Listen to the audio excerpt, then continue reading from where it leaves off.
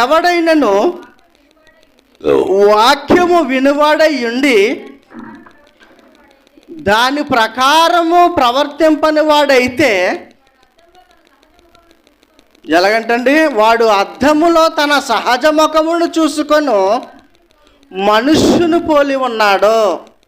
అంటే దానికి అర్థం ఏంటంటే, వాక్యం వింటున్నాడు కానీ వాక్యాన్ని బట్టి నడవకుండగా, వాక్యాన్ని బట్టి ప్రవర్తించకుండగా, వాక్యాన్ని బట్టి మదిలో ఉంచుకోకుండా, యథార్థమైన మార్గములో యథార్థమైన మనసు కలిగి వాడు ఉంటాలేదన్న సంగతి, అంటే వాడు చేసిన పాపాలు, వాడు చేసిన దుర్మార్గాలు, వాడు చేసిన వ్యభిచారము, వాడు చేసినటువంటి దారుణాలు, వాడు చేసిన దౌర్జన్యాలు, వాడు చేసిన, మనం అప్పుడప్పుడు అంటాం దగులు బాధ్యతనం, అంతా కూడా దేవుని వాక్యం ఏం చేస్తుందంటే అద్దములో ముఖము, సహజ ముఖము చూసుకున్నట్లుగా మనం పొద్దున్న లెగ్గానే మన ముఖాన్ని పిల్లరా ఎలాగైతే మన సహజ ముఖాన్ని చూసుకుంటామో ఆ రీతిగానే దేవుని యొక్క వాక్యం మన హృదయములో,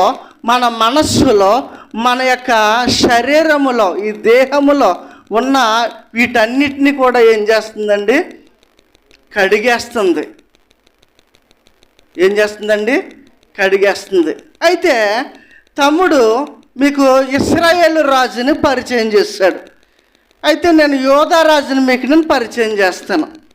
యోధా రాజు, దానికి ముందుగా ఒక మాటను మనం చదువుకున్నాం. ఏమని చదువుకున్నాడు చెప్పాలి. ఎంత గొప్ప సాక్షి సమూహము మేఘము వలె మనలను ఆవరించి ఉన్నందున, చదవండి అదే, అంత చాలా స్లోగా ఉన్నారు మీరు. నేను వాక్యం చెప్తున్నాను అన్నదప్పుడు మీరు రెఫరెన్స్ గురించి మీరు చాలా స్పీడ్గా ఎదురు చూస్తూ ఉండాలి. చాలా లేజీగా ఉన్నారు. ఇంత ఆరాధన చేసినప్పుడు కూడా మీరు చాలా లేజీగా ఉన్నారు, కొంచెం మొద్దుగా ఉన్నారు. కొంచెం చురుగ్గా ఉండండి.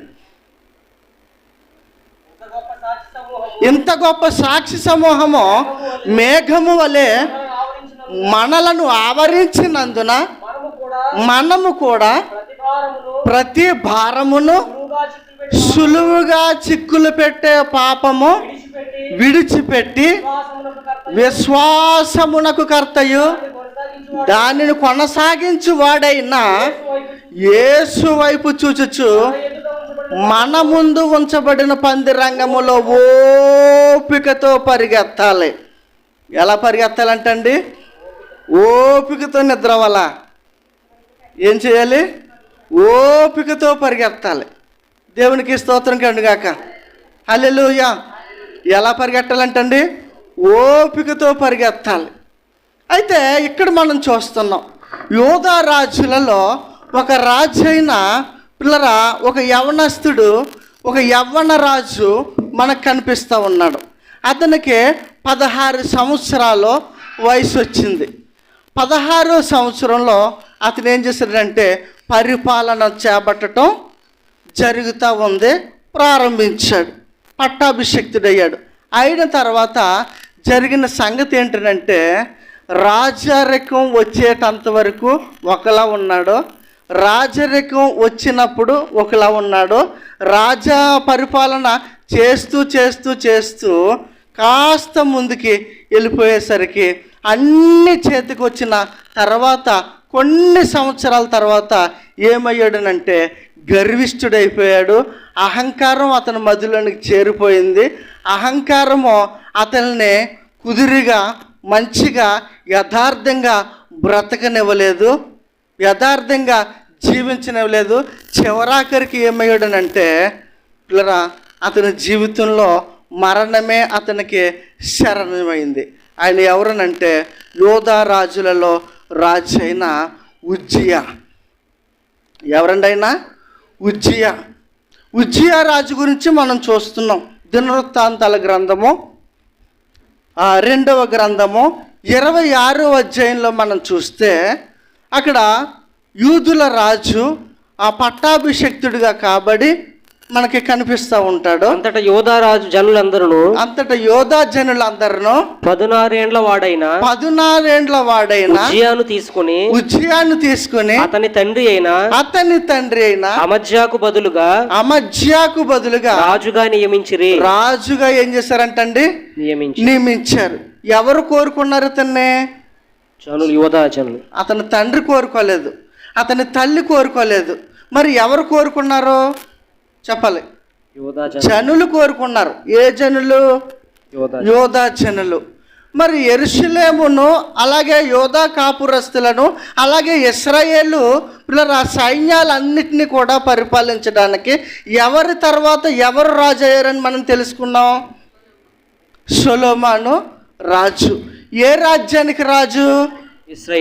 ఇశ్రాయేలు రాజ్యానికి రాజు. ఇతడు ఏ రాజ్యానికి రాజు? యోధా రాజ్యాలకి రాజు.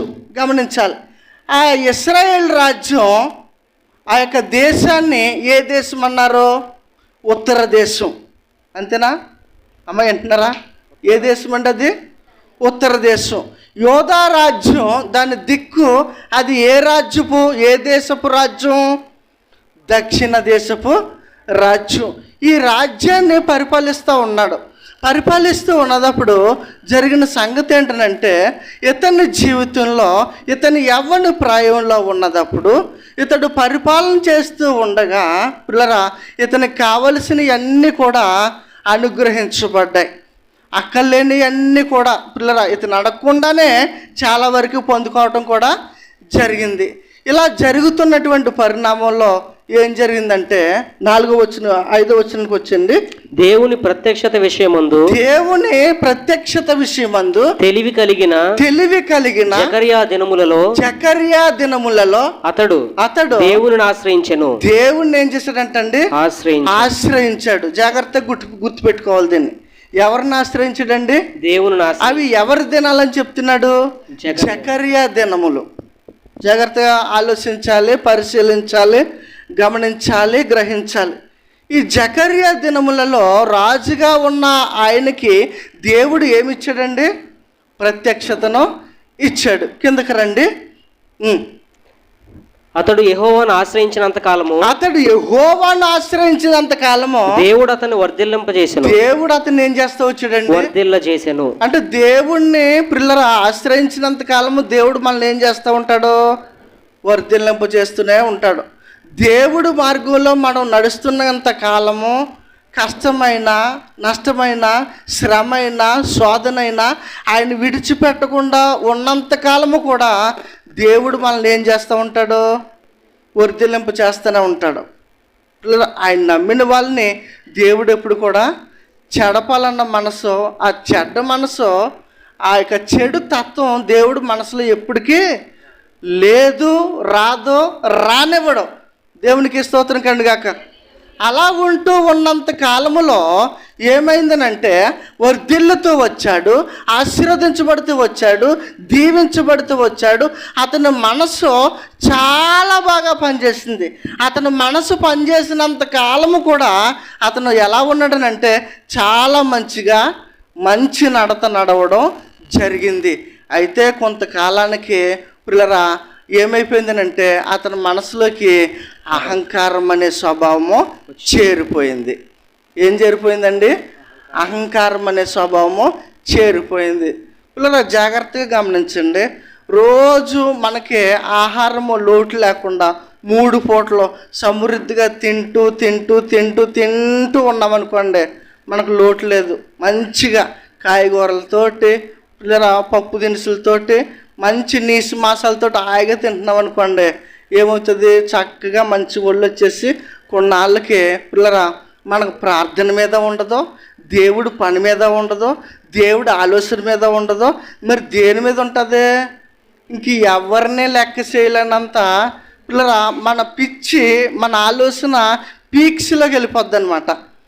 అలాగా ఉన్న ఒక నాయకుడు కూడా ఉన్నాడు. అతన్ని కూడా మీకు నేను చూపిస్తానే. మరలా ఇక్కడికి వద్దాము.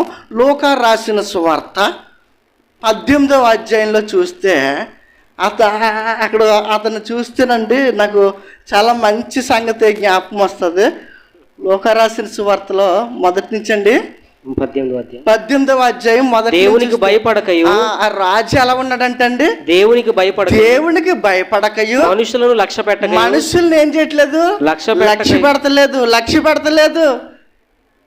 ఏం లేదు ఇంకా మనుషులు అంటేనే అంటే మనుషులు ఆ రాజు యొక్క కంటికి ఆ అహంకారి దృష్టి, ఆ గర్వపు దృష్టి, ఆ దుర్మార్గం మనసులోనికి చేరిపోయిన రాజు యొక్క దృష్టి, అతని మనసు మనుషుల్ని ఎలా చూస్తున్నాడంటే కుష్టు రోగుల కంటే హీనంగా చాలా దారుణంగా చూస్తున్నాడు. అంటే అతనికి ఏం లేదు, మనుషులు అంటేనే లక్ష్యం లేదు. అర్థమవుతుందండి? అంటే రాజుకి ఇక్కడ మనసు ఏమైపోయింది చెప్పాలా, ఇంక లోకాన్ని మర్చిపోయాడు, మనుషుల్ని మర్చిపోయాడు, పరిపాలన మర్చిపోయాడు, పిల్లరా అతని యొక్క ఇంటి వారిని మర్చిపోయాడు, అందరినీ మర్చిపోయాడు. అతని మనసు ఎక్కడికి వెళ్ళిపోయింది చెప్పాలి, లెక్కలేనితనంగా లోపల ఏం చేరిపోయిందంటే ఇంకెక్కువగా పొగరమోత్తనం అనేటువంటిది ఇతనికి వచ్చేసింది. మరి 10th క్లాస్లో ఓ పాఠం ఉండేదండి, రాయల్ మ్యూజిషియన్ అని చెప్పేసి ఇంగ్లీష్లో. అదేనా? తమ్ముడికి బాగా గుర్తు. రాయల్ మ్యూజిషియన్ అనేసి ఒక పాఠం ఉండేది. అందులో ఒక రాజు ఉంటాడు. ఆ రాజు చాలా అందగాడు, సౌందర్యవంతుడు, బలవంతుడు, బలశాలి.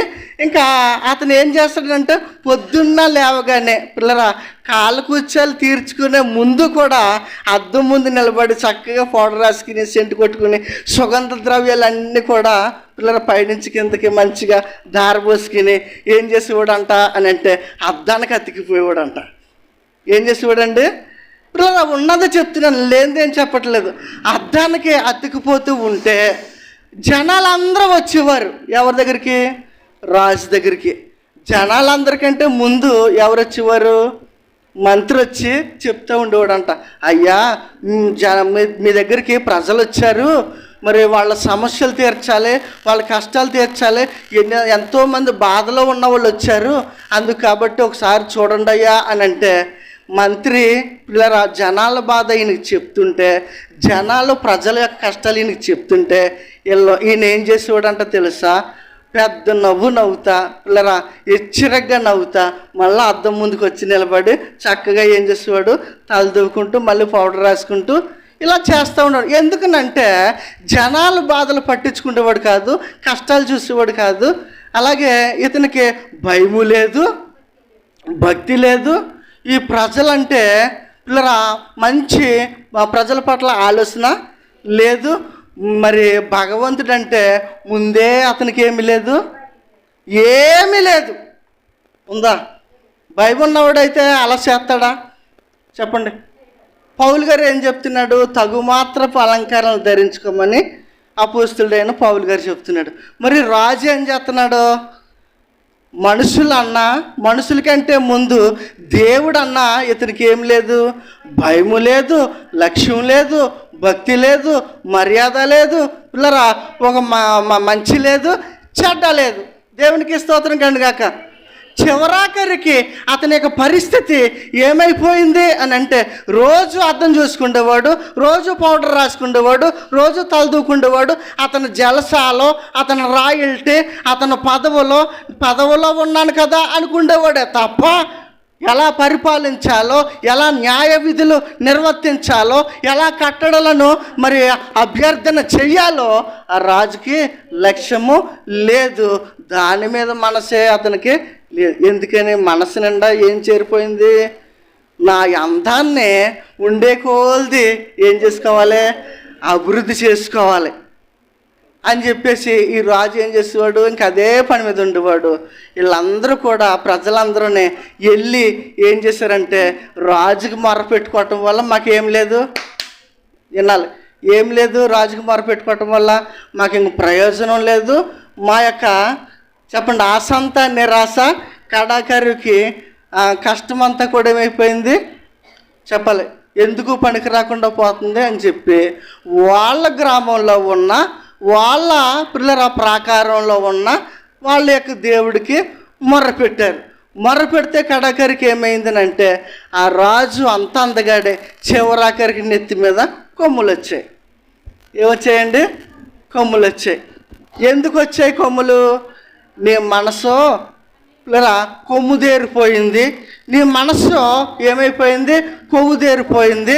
నీ మనసు ఎందుకు లెక్కలేనితనంగా తయారైపోయింది కాబట్టి నీ తెంగాటం తీరుస్తాను కంగారు పడకరా అబ్బాయి అని చెప్పి ఏం చేశాడు దేవుడు? ఒక్కసారిగానే నెత్తి మీద ఏమి ఇచ్చాడు? రాజుకి కొమ్ములు ఇచ్చాడు. అప్పుడు లొంగాడు అనమాట రాజు. లొంగితే అప్పుడు ఏడవడం ప్రారంభిస్తే పిల్లరా ఏం జరిగిందంటే అప్పుడు మంత్రి చేత బుద్ధి చెప్పాడు. ఎవడయ్యా దుర్మార్గుడు అని అన్నాడు. ఎవరో? దావీదు రాజు. అంటే అప్పుడు ఏమైంది? ఎవడా దుర్మార్గుడు? ఎవడో అంత పాపం పనిచేస్తున్నాడు? ఎవడో నన్ను ఎదిరించేవాడు? ఎవడా దుర్మార్గుడు అని అంటే ప్రవక్తలు అన్నాడు, ఆ దుర్మార్గుడవు నీవే. దేవునికి స్తోత్రం కలుగుగాక. ఆ దుర్మార్గుడవు నీవే. ఆ గొర్రె పిల్లను తీసుకొచ్చి అన్యాయంగా చేసి దాన్ని పాడు చేసి దాని భవిష్యత్తుని తీసేసి దాని యొక్క సొగసుని స్వరూపాన్ని మొత్తం నాశనము చేసిన దుర్మార్గుడువు నీవే అనగానే రాజుకి ఏమొచ్చింది? కోపం వచ్చిందా? ఆలోచన వచ్చింది. అసలు ఎందుకున్న నీ ప్రవర్త తిట్టాలి?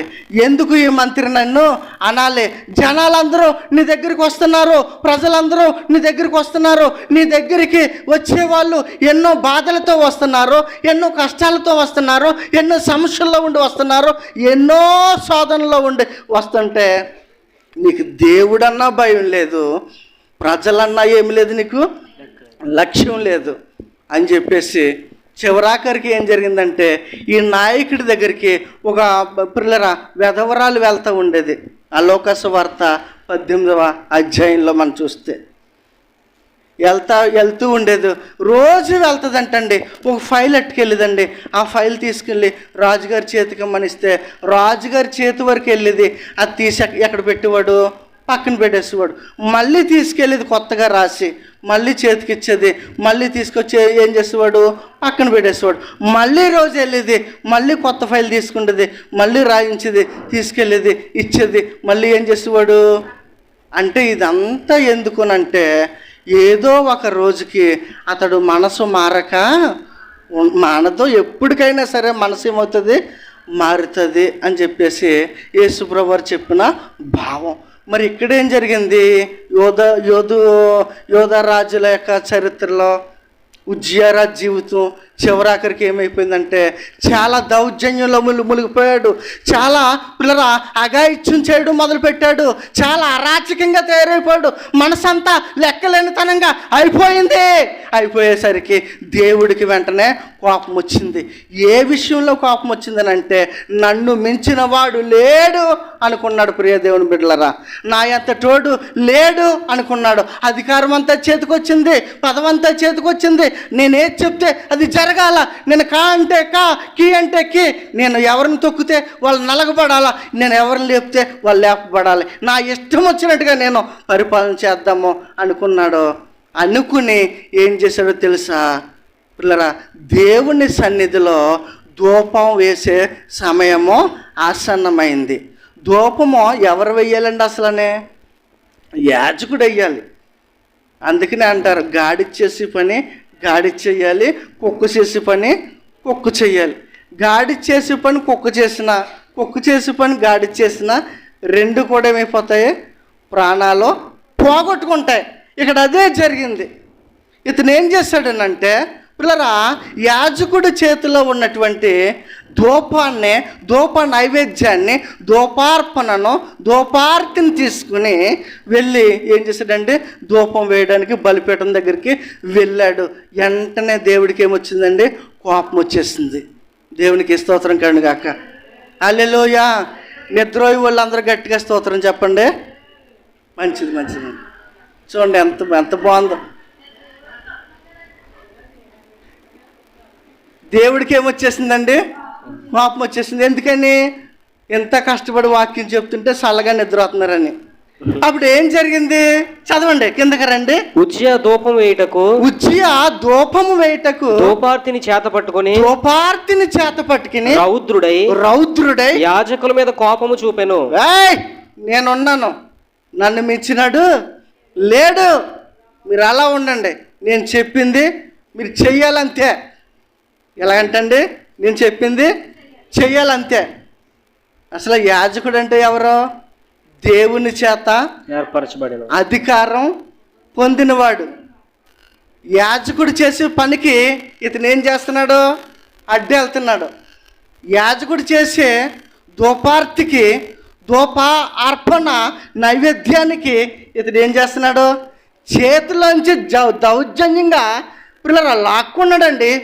లాక్కుని ఏం చేశాడండి? బలిపీఠం దగ్గరికి వెళ్తున్నాడు. వెళ్తుంటే ఏం జరిగింది? యాజకులు చూచుచుండగానే యాజకులు చూస్తున్నారండి. అతని నొసట కుష్ఠరోగం పుట్టెను. కుష్ఠరోగము కలిగాను. ఎక్కడంటండి? అతని నొసట ఏం కలిగింది? కుష్ఠరోగము కలిగాను. కుష్ఠరోగం కలగగానే ఏమైపోయాడు? ఇంకో రెండో చెప్తాడు అక్కడ, చదవండి. ప్రధాన యాజకుడైన అజర్యాయును, ప్రధాన యాజకుడైన అజర్యాయును, యాజకులందరూ అతని వైపు చూడగా అతడు నొసట కుష్ఠగలవాడై ఉండెను. గనుక వారు తడవు చేయక అక్కడ నుండి అతనిని బయటికి వెళ్ళగొట్టిరి. అతను ఏం చేశారండి? బయటికి వెళ్ళగొట్టారు. రాజా, నువ్వు చేసింది మంచి పని కాదు. నువ్వు దేవుడికి అడ్డొచ్చావు. మాకు అడ్డొచ్చినా మేము సహింతం. కానీ నువ్వెవరికి అడ్డొచ్చావు? దేవుని కార్యక్రమాలకి అడ్డొచ్చేవారు ఎవరైనా, దేవుని యొక్క మార్గానికి అడ్డొచ్చేవారు ఎవరైనా, దేవుని వాక్యానికి అడ్డొచ్చేవారు ఎవరైనా, నువ్వు పడుతున్నది ఎవరి చేతిలోనో తెలుసా? ఒక రౌడీ చేతిలో కాదు, ఒక దొంగ చేతిలో కాదు, ఒక మరి గోండా చేతిలో కాదు, నువ్వు ప్యాక్స్నిట్స్ చేతిలో కాదు, ఆర్మీ వాడి చేతిలో కాదు, నక్సలైట్ వాడి చేతిలో కాదు. నువ్వు పడుతున్నది జీవము గల దేవుని చేతిలో. తెగిపోతావు అడ్డంగాని. కొట్టండి చప్పట్లో. నువ్వెవరికి అడ్డొస్తున్నావు? నువ్వు దేవుడికి అడ్డొస్తున్నావు. జాగ్రత్త. నువ్వు దేవుని కార్యానికి అడ్డొస్తున్నావు, దేవుని సేవకుడికి అడ్డొస్తున్నావు, దైవాత్మకి నువ్వు అడ్డొస్తున్నావు.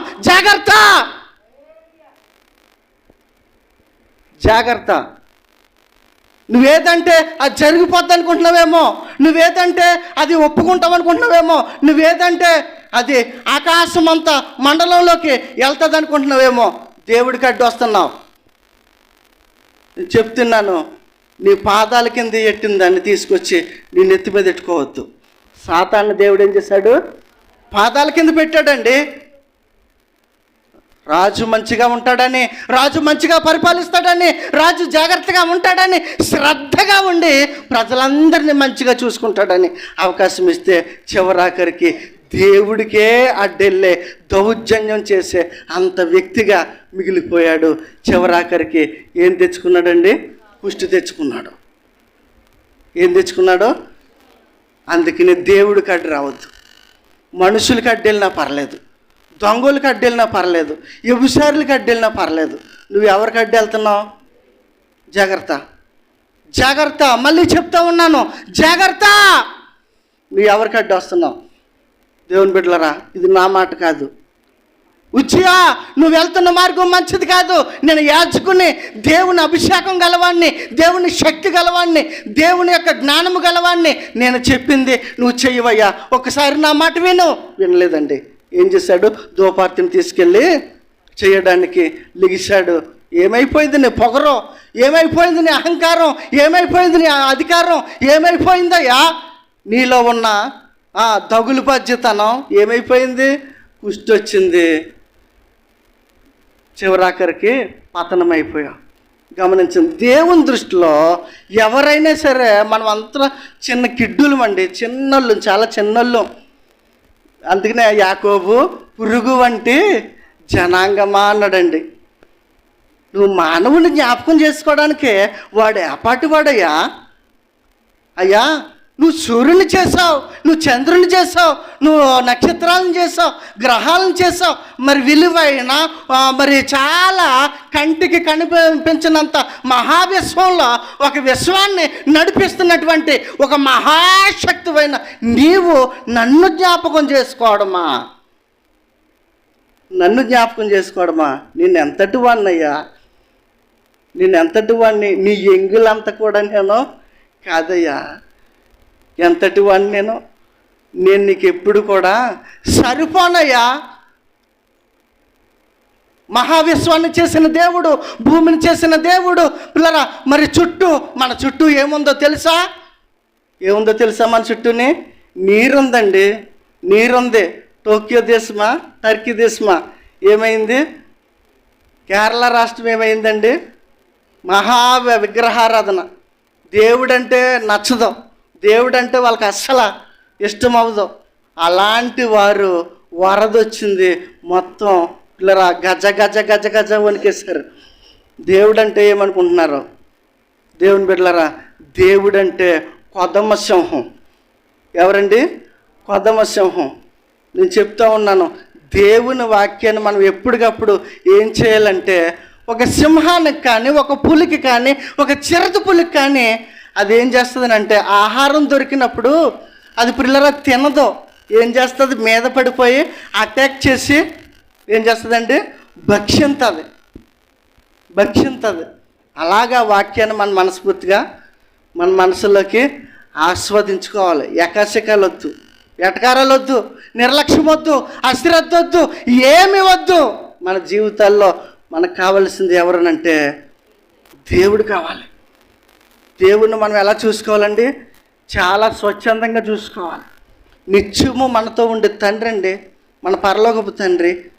ఇవన్నీ చేసిన దేవుడు, ఆకాశాన్ని చేసిన దేవుడు, భూమిని చేసిన దేవుడు, భూమి చుట్టూ ఆ సముద్రాన్ని చేసిన దేవుడు, ప్రకృతిని చేసిన దేవుడు, భూఫలాలు నీవే, మా భూమి మీద ఉన్నటువంటి వృక్షపు ఫలితాలు, ఈ ప్రతిఫలాలన్నీ నీవే అని ఇచ్చి వీటన్నిటిని పక్కన పెట్టి దేవుడు నిన్ను చూస్తుంటే నువ్వేం చేస్తున్నావు?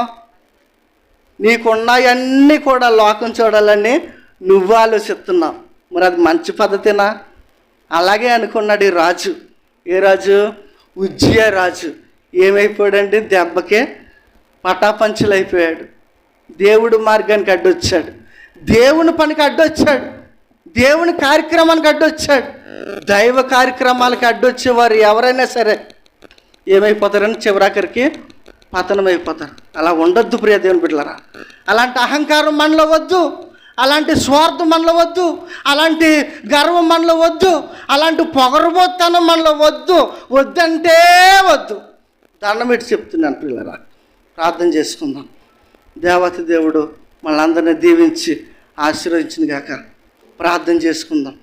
దేవుడికి అడ్డు వెళ్ళొద్దు, దేవుని లెక్కలేనితనంగా చూడొద్దు. దేవుడు అంటే లక్ష్యం చూపిద్దాం, దేవుణ్ణి మర్యాదపూర్వకంగా చూద్దాం, దేవుణ్ణి మంచి మనసుతో మనం పూజించుకుందాం. గమనించాలి ప్రియులరా, ఆలోచించాలి, గ్రహించాలి. ఒకసారి మనసు పెట్టండి, మోకరించండి. అదే కూర్చుని చూస్తున్నారంటే నేను ఏదో చెప్తున్నానుకున్నారా? మోకరించండి ప్రియులరా. ఉజ్జియా లాంటి జీవితం మాకొద్దు. సొలొమోను లాంటి ఆ పాడుపడిన ఆ జీవితం, ఆ తత్వం, ఆ మనసు, ఆ ఉద్దేశం మాకొద్దు తండ్రి.